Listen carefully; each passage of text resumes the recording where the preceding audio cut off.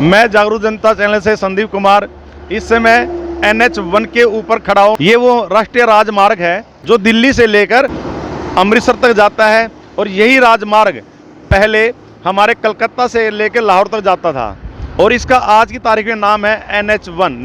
देश की आज़ादी से पहले जब हमारे अंग्रेज़ों का समय था, जब अंग्रेज़ों का हमारे देश के अंदर शासन था, उस समय इसका नाम था ब्रिटिश आर्मी रोड। और ये रोड उस समय ब्रिटिश सेना के लिए इस्तेमाल होता था और इसलिए इस्तेमाल होता था कि उनकी आर्मी इसके ऊपर चलती थी और किसी सामान्य नागरिक को, जो यहाँ के भारतवासी लोग थे या जो इंडियन लोग थे, उनको यहाँ पर चलने की इजाज़त नहीं होती थी। सिर्फ ब्रिटिश आर्मी ही यानी सेना के लिए ये रोड इस्तेमाल किया जाता था। उनके यहाँ पर लश्कर चलते थे, उनके कारवे चलते थे और वो अपने आर्मी के लिए इस्तेमाल करते थे। लेकिन अगर हम थोड़ा और पीछे इतिहास में जाएं, भारत के इतिहास को खोजें, तो उस समय अंग्रेज़ों के समय से पहले इस सड़क का नाम जो होता था शेरशाह सूरी मार्ग नाम होता था। आज आधुनिक समय में इसका नाम NH1 है। अगर हम शेरशाह सूरी मार्ग के बारे में बात करें तो ये कहा जाता है, इतिहास हमें बताता है कि ये शेरशाह सूरी ने इसका निर्माण करवाया था। 1545 में इसका निर्माण हुआ था और 5 वर्ष तक इसका निर्माण चला था। 5 वर्ष में इसका जो निर्माण हुआ वो कलकत्ता से लेकर लाहौर तक था। लेकिन जब देश हमारे भारत का विभाजन हुआ तो विभाजन में कुछ NH1 जो आज के समय में जिसको हम NH1 कहते हैं, उसका आधा हिस्सा पाकिस्तान में चला गया है। उस समय इस रोड पे चलने के लिए काफ़ी सहूलियत नहीं होती थी, यातायात के साधन नहीं होते थे। एक मार्गदर्शन के इसको एक रास्ते के लिए इस्तेमाल किया जाता था, लंबी दूरी के लिए इस्तेमाल किया जाता था। और उस दूरी को चलने के लिए कि हम सही रास्ते पे चल रहे हैं या उस रास्ते से भटक गए हैं, तो इस पर कुछ मीनारें बनाई गई थी। आज भी वो मीनारें हमारे भारतीय सरकार के द्वारा सुरक्षित है। मैं उसके द्वारा आपको दिखाना चाहता हूँ, जिसका नाम होता था कोस मीनार। कोस मीनार ये मेरे पीछे है, कोस मीनार। जी हाँ, हम यहाँ पर जो आज ये शूट कर रहे हैं वो कोस मीनार के लिए कर रहे हैं। पहले इतिहास में अगर हम बात करें तो उस समय इसका एक नाम होता है क्रोस।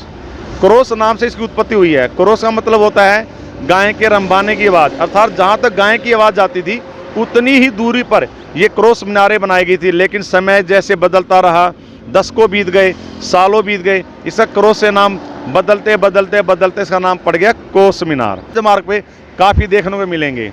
और मैं इसकी एक अच्छी बात बता दूँ, ये लगभग 30 फुट ये ऊंचा है और इसका जो निर्माण किया गया है वो लाल रेत के साथ। समय सीमेंट नहीं होता था, आज के समय में सीमेंट होता है। ये बिना सीमेंट के बना और लेकिन इतने वर्षों से आज भी सुरक्षित खड़ा है और आज हमारे भारत सरकार इसको सुरक्षित रख रही है।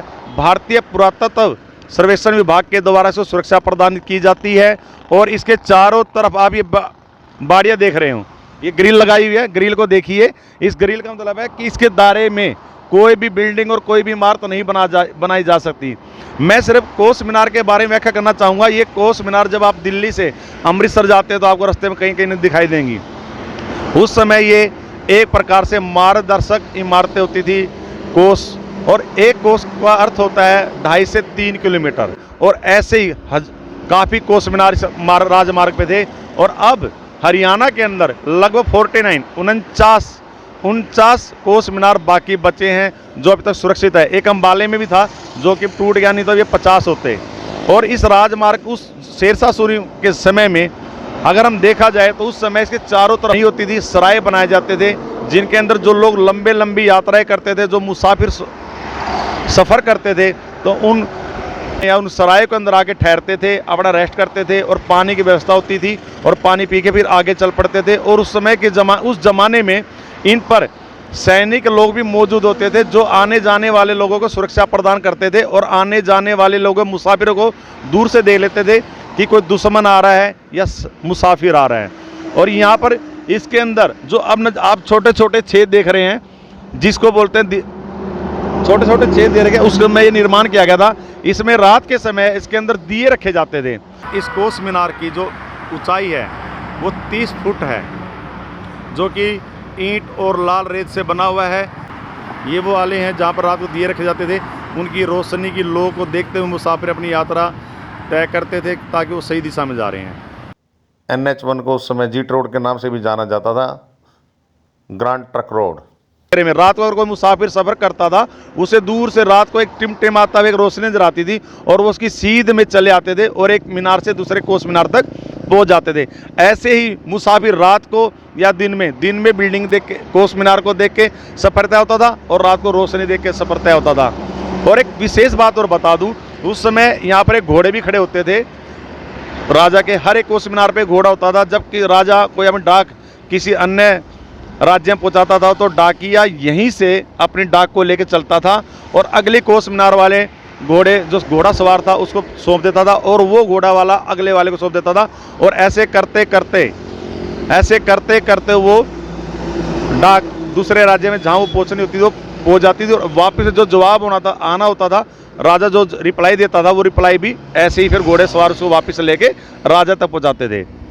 इसके चारों तरफ उस समय भी और आज भी, उस समय इसके चारों तरफ सराय बनाई जाती थी, लेकिन आज पुरातत्व विभाग इसके चारों तरफ किसी भी निर्माण करने पर प्रतिबंध लगा रखा है। इसके लगभग 30 मीटर के दायरे में किसी प्रकार का भवन निर्माण, कोई बिल्डिंग, होटल्स नहीं बनाए जा सकते। और आज इस कोस मीनार ये धरोहर समाप्त होती जा रही है, नज़र नहीं आ रहे हैं। और एक बात और है कि कोस मीनार जहाँ से ये दिखाई देते हैं, पहले शेरशाह सूरी मार्ग वहीं से होता था, लेकिन जहाँ पर ये कोस मीनार नज़र नहीं आते हैं, कुछ शहरों के अंदर चले गए। अर्थात मतलब ये हुआ कि वो रास्ता वो पूरा प्राचीन ओरिजिनल नहीं है। आज के यातायात के हिसाब से कुछ राष्ट्रीय राजमार्गों को अलग दूरी से निकाल दिया गया है और कुछ जो कोस मीनार वो शहरों के अंदर आ गए हैं।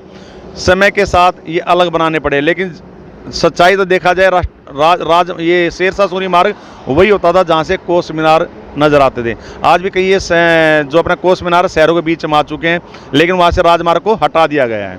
तो कोस मीनार आज अपने आप में एक धरोहर है हमारे देश की। और कितनी ही इतिहास में ऐसी धरोहरें हैं जिनको हम अपनी किताबों में पढ़ते हैं, लेकिन हम रियल में देख नहीं पाते। तो मैंने सोचा आज आपको कोस मीनार के बारे में थोड़ा परिचय करा दूं, ताकि जब आप इस राष्ट्रीय राजमार्ग से कभी गुजरें तो आप इसको देख सकें कि उस ज़माने में इनकी कितनी अहमियत थी, जो कि आज नहीं है। आज अहमियत इसलिए नहीं है क्योंकि आज हमारे पास गूगल मैप है, गूगल मैप के द्वारा हम कहीं भी चले जाते हैं। उस समय ये राजमार्ग को पहचानने का एक तरीका था। शेरशाह सूरी के द्वारा बनाए राजमार्ग में कोस मीनार को देखते हुए सफ़र को तय किया जाता था और मुसाफिर यात्रीगण जो भी इस यात्रा किसी भी काम से निकलते तो इन कोस को देखते देखते अपनी यात्रा को पूरी करते थे। लेकिन आज आधुनिक समय में आप GPS के द्वारा, गूगल मैप के द्वारा, मोबाइल के द्वारा और भी इतने सहायक उपकरण हो गए हैं जिनके द्वारा हम अपनी दूरियां पूरी कर लेते हैं। उस समय में ये सब चीज़ें नहीं थी, लेकिन उस समय हम देखें तो उस समय भी वैज्ञानिक तौर पर इन चीज़ों का निर्माण करा गया। विज्ञान उस समय भी था। विज्ञान के तौर पर इस बिल्डिंगों का, इन कोस मीनारों का निर्माण करवाया गया ताकि मुसाफिर अपनी सही दिशा में और सही दूरी पर जाके रेस्ट भी कर सके और सही दूरी में यात्रा कर सकें। ये प्रकार से कोस मीनार उस टाइम यात्रा में मदद करते थे। और ये कोस मीनार, मैं तो इसे देखकर बड़ा प्रफुल्लित हो रहा हूँ, खुश हो रहा हूँ कि आज भी हरियाणा के अंदर ऐसी ऐसी धरोहरें सुरक्षित है। और कितने किले, कितने ही महल, कितने ही मस्जिदें और भी अन्य ऐतिहासिक इमारतें हमारे हरियाणा में स्थित है। लेकिन NH1 नेशनल हाईवे पे देखने के लिए आपको ये मिलती है। और जहाँ पर मैं भी खड़ा हूँ, ये राष्ट्रीय राजमार्ग में पानीपत से लगभग 18 किलोमीटर दूरी पे खड़ा हूँ, करनाल की ओर। मेरे पीछे जो देख रहे हैं ये कोहंड है, जो कि करनाल जिले में आता है। करनाल से लगभग इसकी दूरी 18 किलोमीटर है और पानीपत से भी इसकी दूरी 18 किलोमीटर है। ये दिल्ली रोड पे है। और ऐसे ही आपको जब आप अमृतसर की तरफ जाएंगे तो आपको उस दिशा में भी काफ़ी नज़र आएंगे। तो कभी भी अगर आप NH1 से निकलें तो अपनी गाड़ी रोक के इसको एक बार जरूर देखें कि उस समय में कितनी भव्य और सुंदर ये कोस मीनार बनाए जाते थे, जिनका समय के साथ जिनकी अपनी पहचान लुप्त हो गई है। और मैं चाहता हूं कि आप यहां से गुजरें, इसके देखें और इसका उस इतिहास को खंगालें कि इतिहास में हमारे कितना इतिहास हमारा दफन है, जिनको हम आज पहचान नहीं पा रहे हैं। मैं संदीप कुमार, जागरूक जनता से।